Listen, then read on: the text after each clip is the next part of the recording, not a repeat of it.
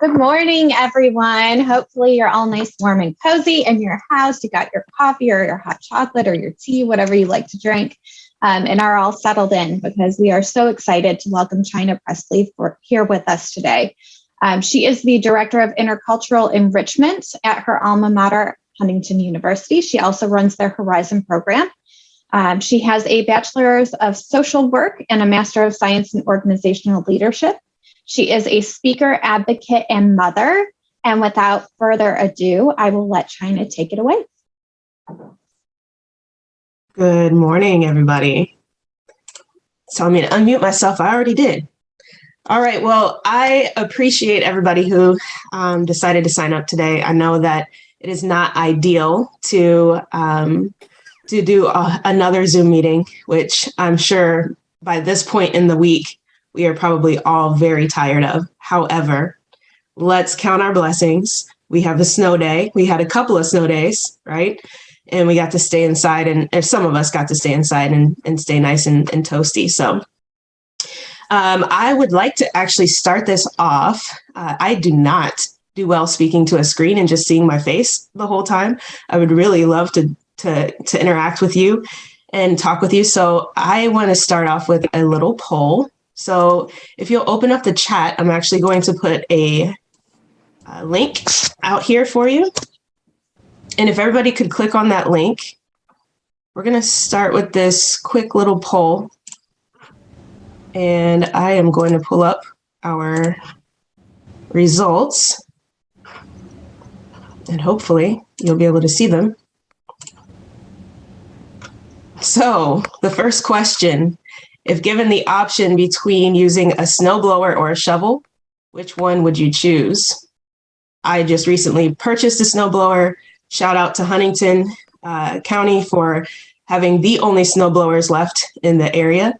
So I just got the snowblower and it has changed my life. So I'm not quite on that level of letting somebody else pay to do it or pay somebody else to do it. Let's see. Can you guys see the results?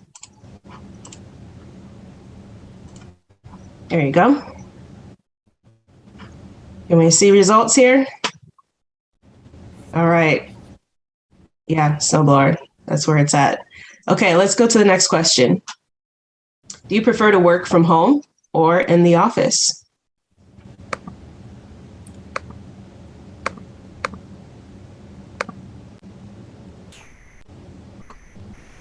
Okay. Interesting. I did not expect so many people to say the office. Maybe that would have been different, a different response on Tuesday before being stuck at home with e-learning folks, our beautiful children. Okay, next question. Do you prefer to work alone or with a team?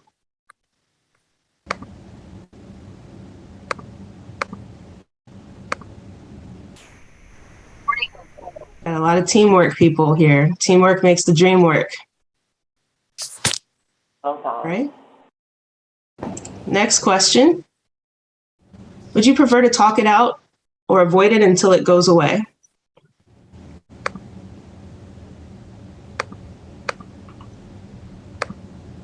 This is good. We got some nice, healthy communicators in this room, the Zoom room. Okay. How about this? I am aware of who I become when I am hungry.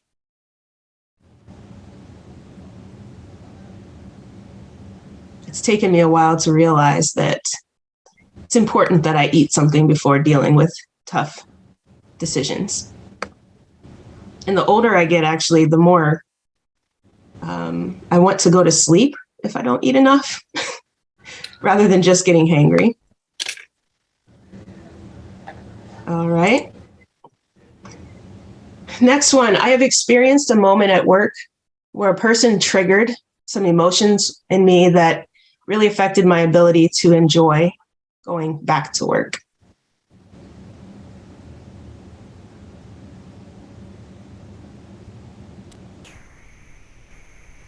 Yeah, it looks like an overwhelming yes here. All right. Thank you all for joining in on the poll. I'm going to ask you to stick around. Please try not to multitask during this time, because there will be more opportunities for you to jump into the chat and to share more wisdom or information. And I would like to just say that toward the end, you're going to have an opportunity to network with each other, even though we are online. So today's topic, we're talking about self-aware leadership. Now, the reason why I wanted to end the poll with that question is because a lot of us are leading without really knowing who we are and what our triggers are in life. We're not really sure how we show up in this world. A lot of leadership focuses on how we allow other people to show up in this world, but we don't really focus on internally how we show up in this world. And so that's really where I wanted to settle today. So I believe that our level of self-awareness directly affects the quality of our leadership. I've had a handful of experiences where I felt like a certain person just knew how to take me out of my character. Over time, they just made me feel miserable at work or made me want to get out of that job. Even though I liked the work, I just didn't want to be around that person or be in that company. And the older I got, the more I realized that it might not actually be that person's fault. It might actually be my lack of self-awareness and how I was operating with that person. I'll give you one example. The first time I learned that this was a thing, I was in college, actually, and there was a classmate of mine who blew up at me one day, and it surprised me. It shocked me. And I didn't understand why she was yelling at me. I didn't understand why she was screaming, and she was telling other people about how terrible a person I was. My professors debriefed with me a few days later. They said, "Hey, we heard about this situation. Tell us from your perspective what was going on." And so I told them from my perspective, this is somebody that I don't really consider a friend. It's just somebody that I'm in classes with. And so I just operate, just as my classmate. And I don't really talk with her a lot. But there are a few people in my class that I did speak to a lot more. And I often felt as though this person was trying to force her way into a friendship with me, which made me feel very uncomfortable. And so they gave me a little bit more background to understand that this woman that was my classmate, she actually had a pretty rough upbringing. And one of the issues in her life was that she did not have a good connection with her mother. And she often felt like her mother would dote on other people or befriend other people, but then ice her out as a child. And so when she watched me many, many years later, connecting with other people in our class, but I wasn't connecting with her, it took her back to the way that she felt when she was a child, and her own mother would not show her love and affection. And so she transposed those feelings onto me and lashed out at me, not knowing that she was actually lashing out at her mother and her unresolved trauma that she had. I had no idea that how I was showing up in the world was affecting how somebody else was perceiving my, the way that I was operating. And this has happened to me a couple of times in the field as well. And I would say probably there have been a few times where I really didn't prefer to work with somebody because maybe I was transposing my own feelings or traumas from my past onto that person without even realizing it. So let me ask you this. When was the last time you, as the leader, asked your employees for honest feedback about their perception of your leadership? It doesn't happen very often. I think I'm drawing on the screen. I'm sorry. So it doesn't happen very often. Usually, when we are talking about, I'm not drawing. Okay. When we have any kind of evaluations within our company, within our organization, usually we're asking the the employees to measure their level of engagement or their satisfaction, or maybe even what the company culture might be.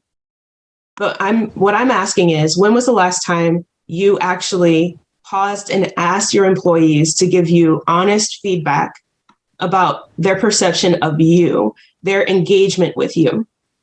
Now, what I would like to see is, if anybody has done this, if you could write in the chat, yes.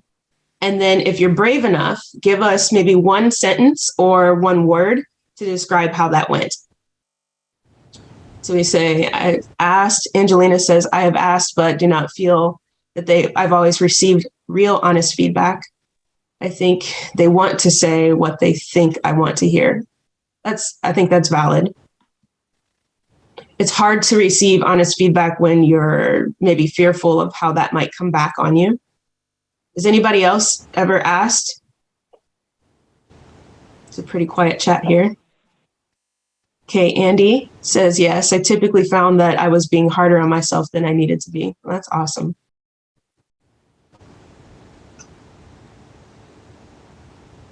Anyone else? That's nice, Wendy. Dean, I am new to be able to ask that question. Okay. Could be a pre and post test. Jennifer says, yes, I ask at every one-on-one. That's good. It's very humbling. Mm-hmm. Yes, I agree, Jennifer. And when you set the example, they learn how to give that honest feedback. I agree. That's good. I'm glad some people have already explored that, because it's not easy. 3 times a year, Roy, that's pretty amazing. Okay. So I believe that self-awareness or self-discovery leads to self-awareness. And then self-awareness actually affects the quality of our leadership. And so I look at it this way. I'm going to actually put my screen down for a second so you can see a little example. So I have a couple glasses of water here. And we're going to assume that we as the leader, we're the red. Okay. It's a very powerful color, right? Chynna, we are still seeing your screen. You are? Okay. Thank you. There you go. Now we see you. Thank you. Perfect. Thank you. So we have three glasses of water. We are red as leaders. And then some of our teammates might be yellow, happy-go-lucky kind of person. And maybe somebody else is walking in with an immense amount of grief, but they're still showing up to work, right? And so we as the leaders, we come in every day thinking that as long as we keep pouring into our employees what we want to see in them, that they'll then become like us and become red. But every single day you keep coming in and pouring into them and not realizing that they're not taking on what you want them to take on. And in fact, they actually don't look anything like what we want them to look. And a lot of times what happens is we look at the color of our employees and think, well, if I'm giving you exactly what you need to have, why aren't you looking the way I want you to look? Why aren't you producing what I want you to produce? And we're not paying attention to the fact that we all have something internal that can affect whether or not we can receive what somebody is giving us. And so then we get really upset. And we think about it, even as the leader, maybe there are times where something else is pouring into you, and then you no longer can pour out the red, right? And so I want us to take a look at that. What is our self-awareness? What is our level of self-discovery? Have you taken time to check on yourself and see what are you pouring out daily? So a lot of us have utilized some different assessment tools. And I'm trying to advance my slides. A lot of us have used a lot of different assessment tools. So these assessment tools, some of these ones on the screen right now, are some of the more popular ones. And if you want to use the chat to list out some of the tools that you've used before, I know that the Myers-Briggs is one of the most popular ones. The DISC is very popular. I think it's one of the greatest ones out there. The Strengthsfinder is also great. But yeah, let us know in the chat which ones that you're familiar with, which ones you prefer. The Myers-Briggs kind of breaks down introvert versus extrovert, your sensing versus intuition, those types of things.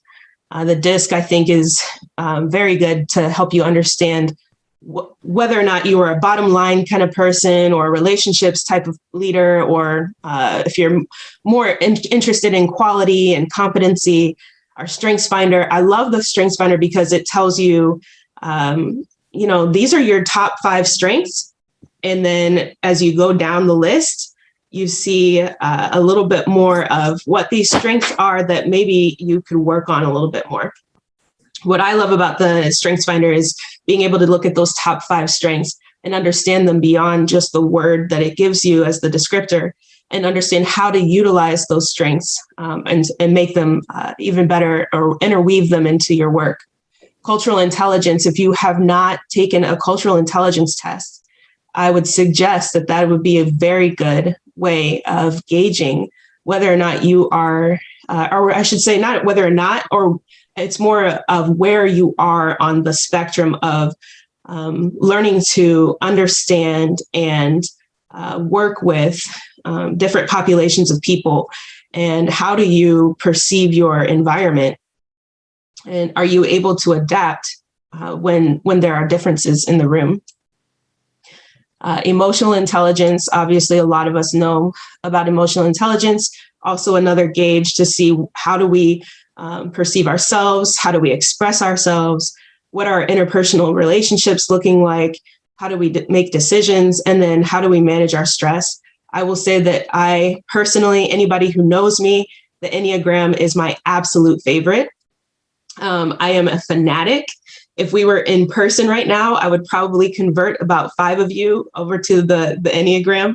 It has been just incredible for me to learn how, number one, how I perceive the world, or at least pay attention to how I'm perceiving the world. Up until I used the Enneagram, I was not aware of how I was showing up. And so I observed the world a lot, but then I wasn't aware of what people were observing of me. And so it helped me on a journey of understanding myself, but now it helps me understand other people, and it helps me understand why somebody might perceive a certain thing, or it helps me with my students actually in their growth process. So we have all of these tools, right? I'm going to digress on the Enneagram. Let's see. There's another group of honorable mentions here. Forbes list says that you should absolutely use some of these on this list. I added the 5 languages of appreciation in the workplace. I've used that one in the past, well before I ever had the Enneagram at my disposal. A lot of these assessments can be found free, but we're going to talk about that a little bit later as to why maybe that's not always the best way to go about it. But the 5 languages of appreciation in the workplace, I'll just give you an example of how that works. So I remember when I used to work for a certain company that I had about 4 or 5 people on my team. And what I know about myself is that I am a quality time person. So in the workplace, what that looks like is ensuring that you're not wasting my time by giving me trivial jobs to do, or having me join a group that you're not going to do something with whatever it is that we're working on. I don't like to be busy just for the sake of being busy. I like to make sure that the time that I spend at work is quality. And so that's with relationships, that's with my supervisor, whatever it might be. I want that time to be spent well. And so when somebody sees that and they make opportunities for me to utilize my time well, then that speaks that they appreciate me, that they respect me, all of those things. But that's not how everybody operates, right? And so I would have my staff, when they first came onto my team, I would have all of them fill out this assessment so I could find out what their language of appreciation was. And then I had some other things that I had them tell me about themselves. And then I created a spreadsheet where I would keep all of their responses, because I also know that my brain does not retain a lot of this information. And I didn't want to have to go through paperwork all the time. So I kept a spreadsheet readily available on my laptop that had all of their responses. And so what ended up happening was I ended up with a lot of people on my team whose language of appreciation ended up being words of affirmation or gifts, receiving gifts. Those are two areas that really are difficult for me as a leader, because I grew up in an area, or I shouldn't say an area, but a family. I grew up in a family that we didn't have a whole lot of money. And so we didn't receive extra gifts. We didn't give extra gifts, all of that kind of stuff. You just got gifts around Christmas time and a birthday, if that, honestly. And then on top of that, words of affirmation. In my family, I love my parents, I love my siblings, but we didn't praise each other just for doing the things that needed to get done. If that needed to be done and you did it, okay, that's how we work around here. We all pick up and we all help out and we all do what we need to do. And so there was never any excess praise for just doing those things. And so that wasn't something that I was versed in. This is how we continue to encourage people and treat them so that they want to continue to do the work. And so now, knowing that I am not that skilled in those areas, but this is what they need in order to feel appreciated, I had to force myself to start writing handwritten little cards or notes, or purchasing little gifts that did not have to be utilized for their job. Because that's really how I was. It was the practical things like, let me think of different things. Do they need pens or something like that? No, these people who like to receive gifts needed something other than something practical. And so I had to force myself into a practice of giving them what they needed, not what I was comfortable with. And the feedback that I received from my staff was incredible. A lot of them would actually let me know how they felt when they received a gift or a handwritten card or something like that they weren't expecting, because they knew that I wasn't that type of person. So what I'm trying to get at is, a lot of times we do these assessments, right? So we do these assessments. Usually what happens is there's something happening in the workplace where maybe the engagement is low, or there's been high turnover, and we got to figure out what is going on. So I know what we'll do is we'll hire a consultant, or we have somebody that's skilled in our team that can lead us through an assessment that they like. And so maybe the entire team puts together this day where they do the assessment, you get your results back, and then what happens from there? Usually it's about a 3-hour half-day retreat or a full day all staff meeting where maybe 1 hour is devoted to some sort of game, and we reveal our results and we compare and we contrast, and we get to see who has what result. And it's all fun and games. And then we walk away from that day and we do nothing else with those assessments. And that's exactly why these assessments aren't working for your team. There's little, if any, emphasis placed on self-reflection. And so we need to understand, ourselves before we can understand our team. And then we can gauge how we interact with the world around us, or how they're interacting with us. So I'll look at it this way. Let's say that your desk or your table is wobbly, and you need to fix this wobbly table, because that is one of the most irritating things in the world. So you want to fix this wobbly table, this wobbly desk, and you choose to move things around on the desk in order to solve the problem. Is that going to solve the problem? Absolutely not. We're not just going to shift all of the things on top of our desk in order to get our desk to stop wobbling. What we're going to do is look at the problem, the legs. We're going to inspect the legs and see what's going on. How are we going to stabilize this desk? So sometimes we realize that it was assembled incorrectly. Sometimes it's just old and it needs to be replaced. Yeah, ouch. But it's the same thing with our leadership. So as leaders, we are the desk. And the items on top of the desk represent our team. Moving our team around might seem like it resolves the issue momentarily, but eventually we have to look internally.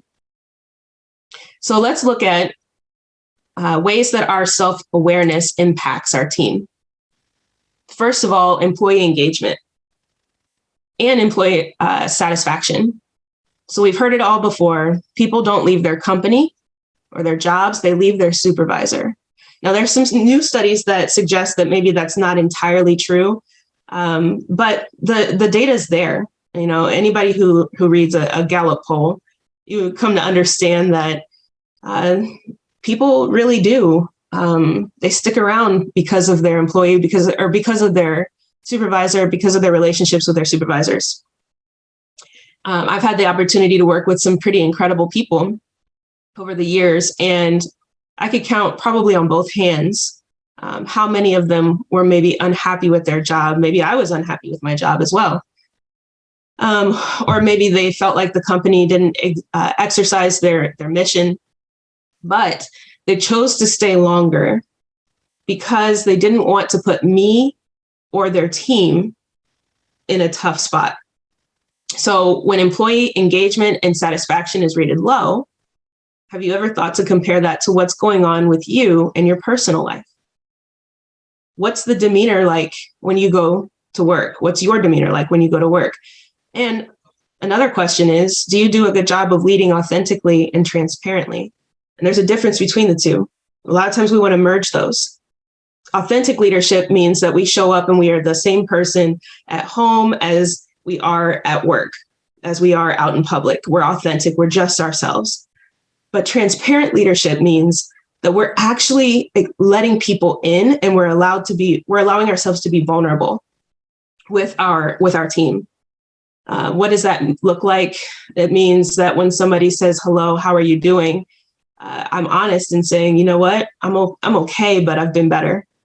I don't have to go into detail, but I'm being transparent in saying, you know what, when I'm showing up today, I may not be my full self. I may not feel like I normally do. And so I just want everybody to be aware that this is just how I'm coming in today, and I'm trying to keep that in check. But I wanted to be transparent about that.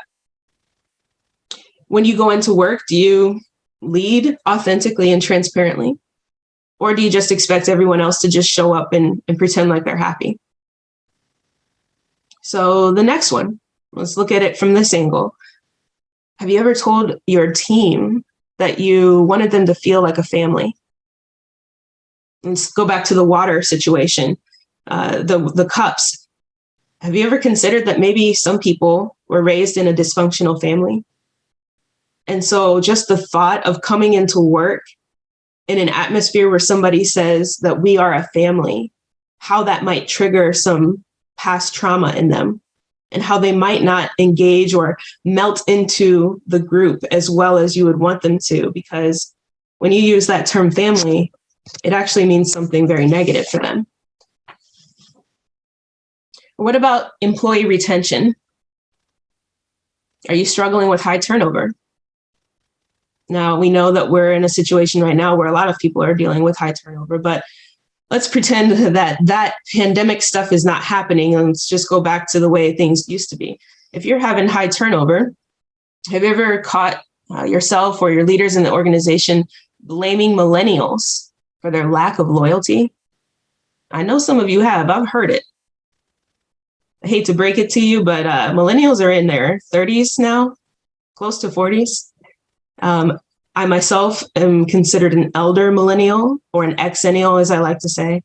And let me tell you, it has nothing to do with loyalty. Millennials like to go where they're respected and where they feel valued. And so if you're dealing with a high number of turnover, what are you communicating to your staff? Do they feel valued? Do they feel respected? Do they feel like they're an important part of the team? What about the stakeholders? Do you ever feel like you're constantly jazzing up a sales pitch in order to get people to buy into your vision? Or do you find that people invest in your company because they're invested in you? The latter typically happens when you're self-aware and when you lead with who you are, not with what you have to offer. So all of these things are the impact of our self-awareness or our self-discovery. The bottom line is a lack of self-awareness leads to transactional leadership. A give, or take.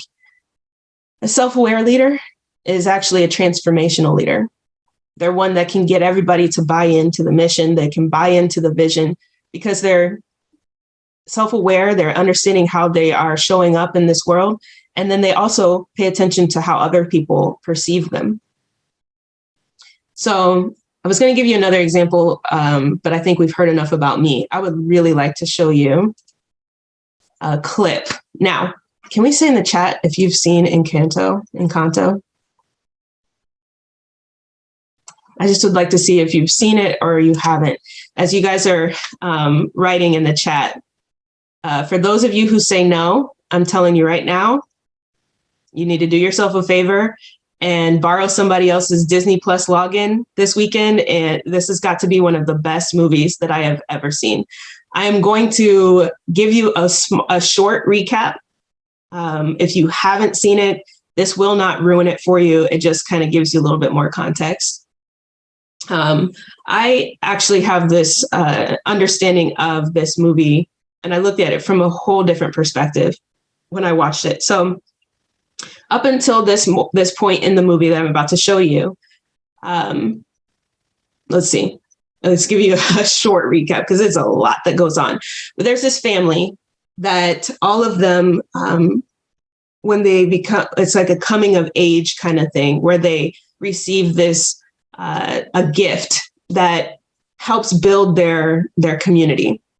So they've got this central family that all of them have an incredible gift that they're given in this little ritual that they have every year or whenever the next child comes of age.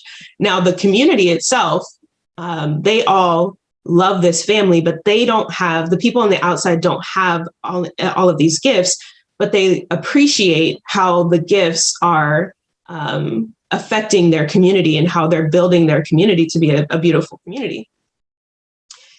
What you don't know, or what you do know at the very beginning, is the story of the abuela or grandmother, who is the matriarch of the family. And she and her husband have 3 children at the very beginning of the story. So she and her husband have 3 children, and something happens to the village. Like I said, I don't want to give too many details away, but something happens to the village, and abuela's husband ends up dying as he's trying to protect his family and his as he's trying to protect his family. We'll just say it that way. So abuela takes it upon herself to ensure that she becomes the protector of this ritual that they have. She becomes the protector of their community, and she makes sure that their community does not die again, that their community does not get attacked, that their community can continue to grow.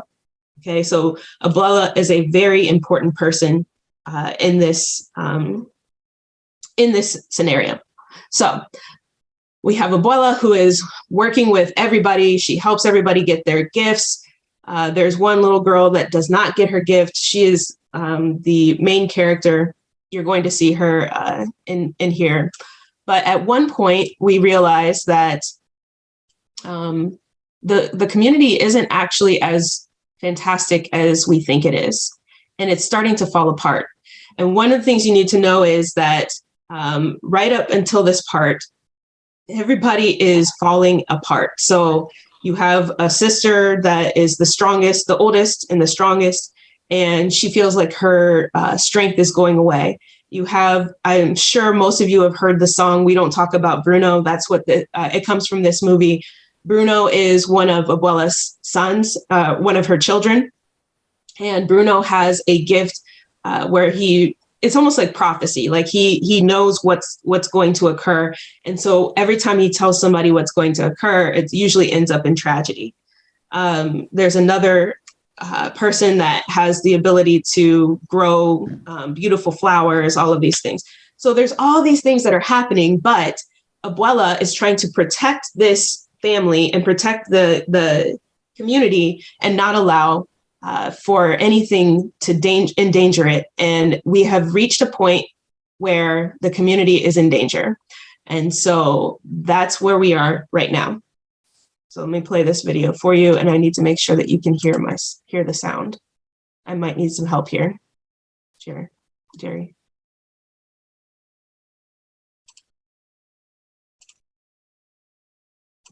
I need to make sure. Can everybody hear that sound? We did not hear it. Okay. So what do I need to do? Here we go. All right, let's try this again. What about now? What is going on? Yes, ma'am. It's good. Abuela, it's okay. We're gonna save the miracle. The magic. What are you talking about? Look at our home. Look at your sister. Please, just Isabella wasn't happy, and Of course she isn't happy. You ruined her proposal. No, she needed me to ruin her proposal, and then we did all this, and the candle burned brighter, and the cracks. Mirabel. That's why I'm in the vision. I'm saving the miracle. You have to stop, Mirabel. The cracks started with you. Bruno left because of you. Luisa's losing her powers. Isabella's out of control because of you. I don't know why you weren't given a gift, but it is not an excuse for you to hurt this family.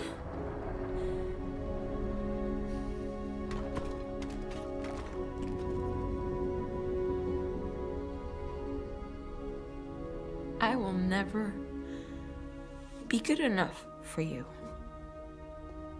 Will I? No matter how hard I try.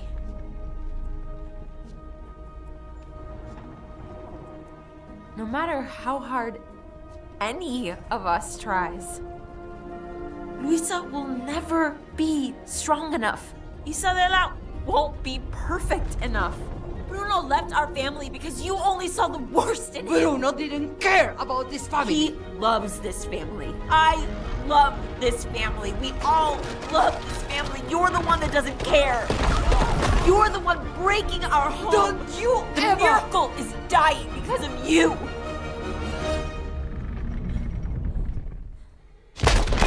Oh, no! ¡Te candle!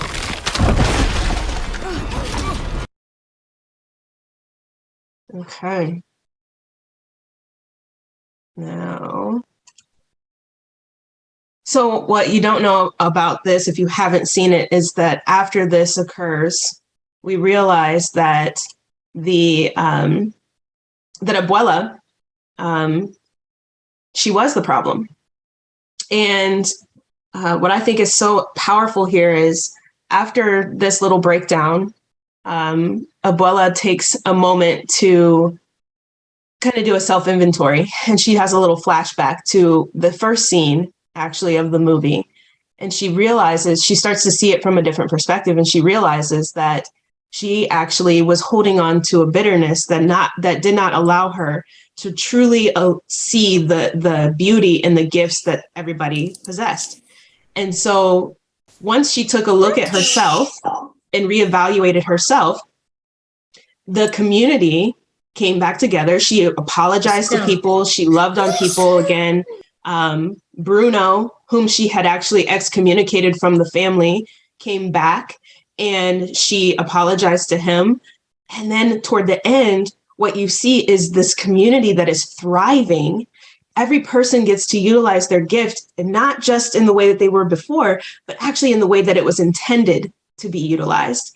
Bruno no longer felt like he was the destroyer of people's lives because he was giving a prophecy. There were a lot of other people, but there were a lot of different people who had gifts that they were actually expanded and they were utilizing them in different ways. And the community became an even better community because everybody was operating in their gifts and in a level of comfortability because Abuela had actually done the self-discovery and the self-awareness work that was really important to ensure that the rest of the group could work at their best. Oh, sorry. So I was going to do a self-discovery exercise with you, but I've been talking for a very long time. Some of you who registered have a PDF that I was going to use if we were all in the same room. And you can use this on your own time. I will just quickly show it to you. Let's see if I can quickly, because I want us to have some time to ask questions. Oh, my screen sharing has stopped. Here we go. So very quickly, I will show you. This is a self-awareness inventory. And so the way that you use this, the first page is the self-awareness inventory. You can use that by itself, and you can use this with people if you want to. The second page is a self-discovery impact. So understanding the impact of our self-discovery. So the first one is writing out your problem. You have a problem with somebody at work, or there's a situation with your team that has not been resolved. And so the next section is your awareness of others involved in this problem. So who is it in the first box? What do I know about this person? And what do I feel about this person? Because what we know about them and what we feel about them are two very different things. And we need to identify the difference between our feelings and our knowledge. So this is a way to organize all of that. Now we go down to awareness of self. In the way that we are looking at this problem, we also want to know, what do I know about myself as it pertains to this issue? And what do I feel about myself as it pertains to this issue? Because a lot of times I might feel like I'm a great person, but what I know is that I probably don't treat people like a great person should. So we're assessing the problem, we're assessing who is a part of that issue, and then what do we know and what do we feel about each individual. Now take your results from an assessment tool that you have utilized in the past or somebody has used for you. And then in the second part, we say, what have I discovered as it pertains to the self-assessment tool? So what have I discovered about myself as it pertains to this self-assessment and this problem? And then what have I also discovered about the other person involved or the other people involved?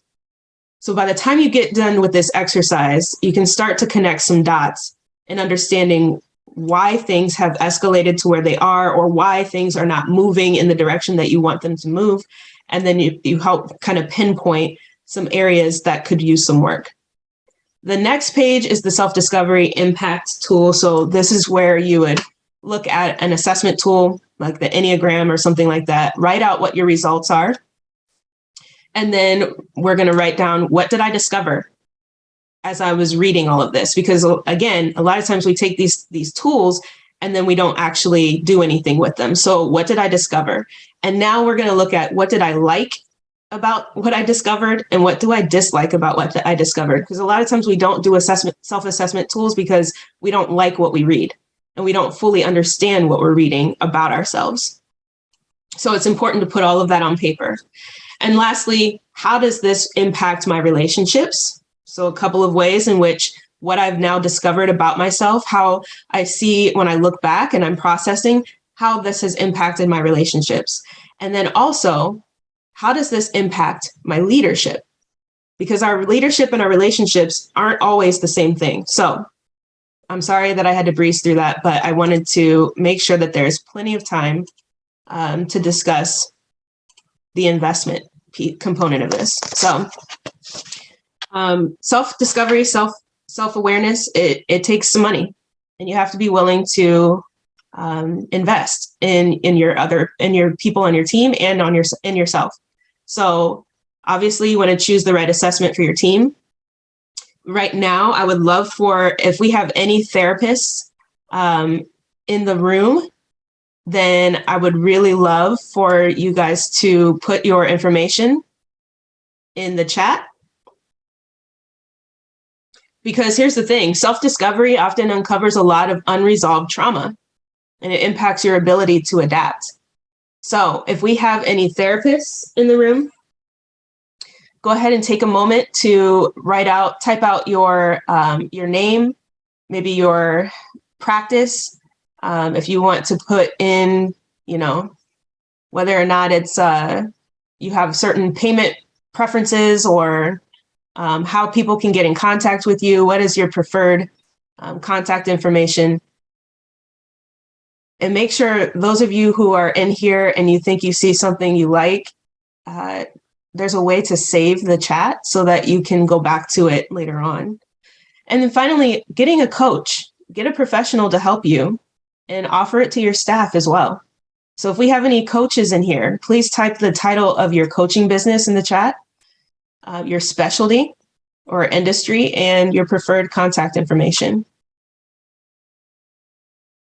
We have all of these things at our fingertips right here in Fort Wayne. So I'm seeing a lot of people put in their information. I hope everybody is taking notes. It is an investment. Don't always go for the free stuff. Find ways to invest in your team and then be willing to go deeper. The therapy, the counseling, always suggest it. All right, thank you. And that is the end. I'm sorry I went pretty long here. I can babble when I'm only seeing myself on the screen. So, Chynna, thank you so much for that phenomenal presentation. We're going to go ahead and allow everybody to put some questions here in the chat for Chynna, and I will be happy to read those questions. Chynna, I'll start off. One of the things that hit me was the very first slide you shared about the last time you asked your employees for honest feedback about your leadership. What has been the impact for you when you've done that for your employees?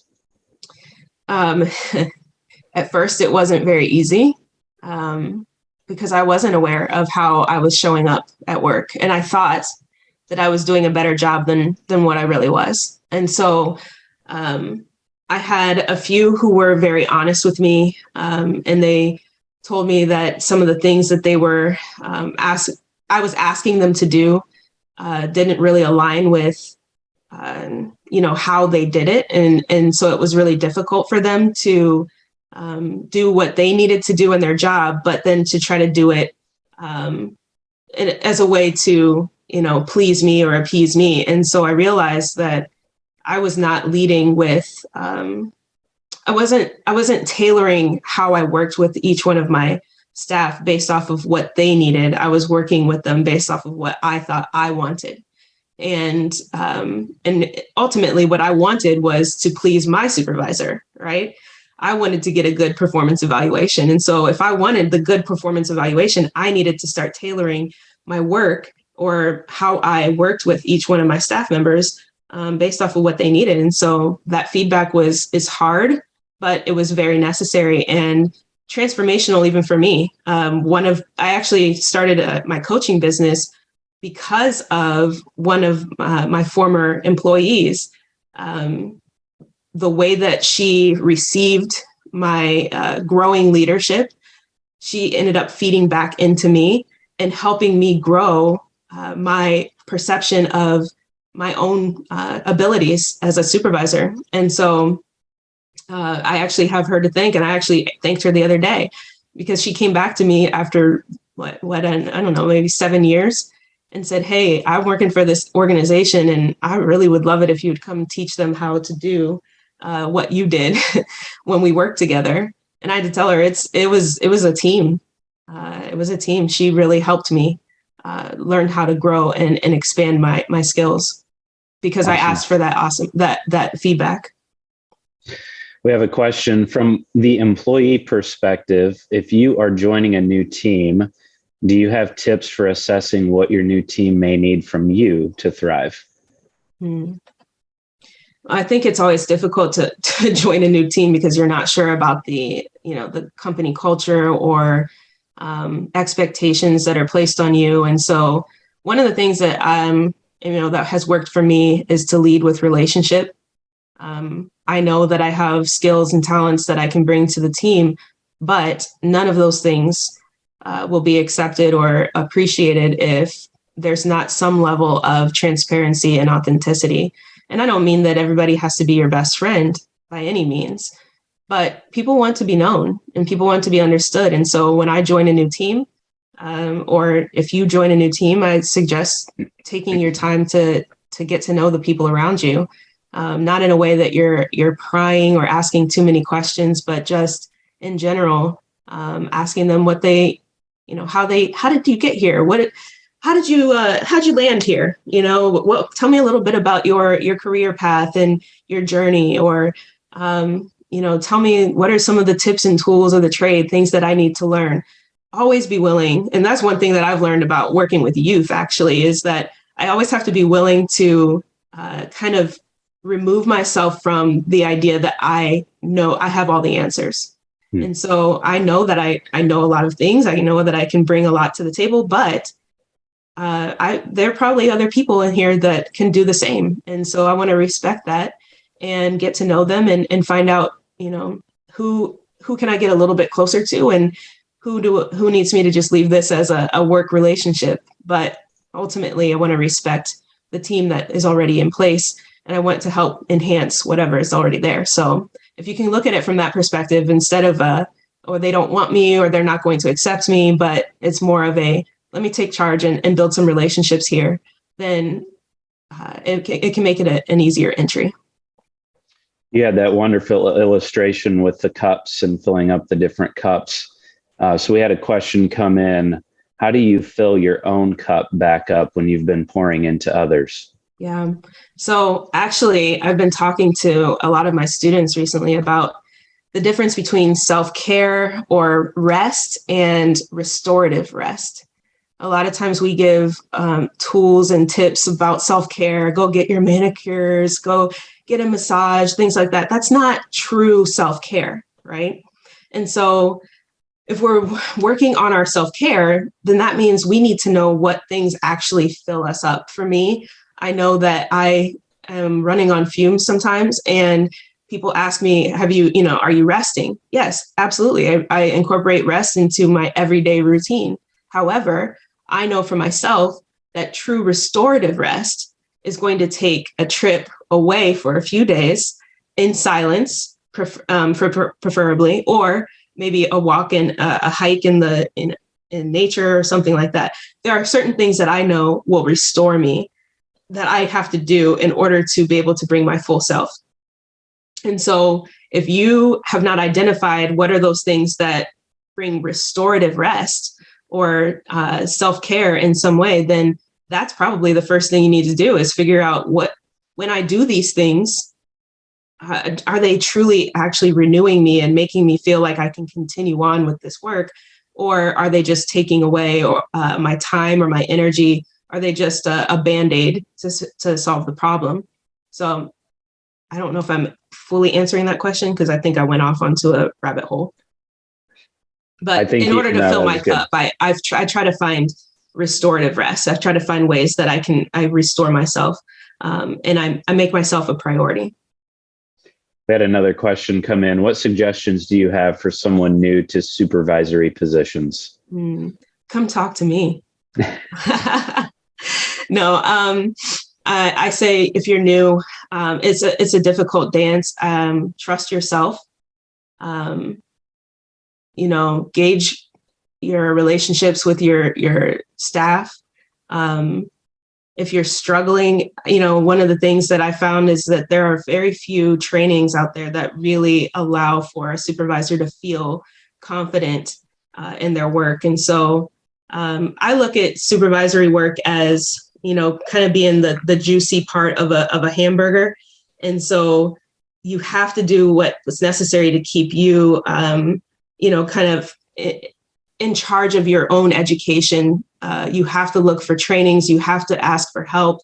You're going to be thrown into the fire, baptism by fire. And so trust yourself and constantly be willing to learn and continue to, I guess, be a continual learner is what I would say. Be a continual learner. And then also in that is learning about yourself, and then learning how you present and how you engage with other folks. Chynna, that was phenomenal. Know that everybody's given you a standing ovation virtually via Zoom, and I'll turn it back over to the Godfather, Jerry Johnson.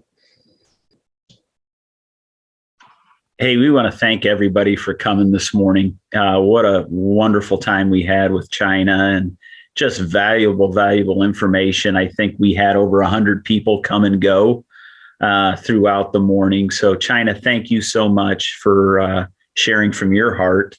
You're a blessing. And I will also email out the self-assessment tool to everyone. I wanted to wait until afterwards because we have so many people just signing in today for this. So again, everybody, thank you for coming. Our next First Fridays will be at our Fort Wayne, Indiana Wesleyan Fort Wayne Ed Center with Dr. Josh Wymore on the first Friday at 8:00 in March. So have a blessed day, everyone. Stay warm, stay inside, and stay safe. Until next time, have a great day.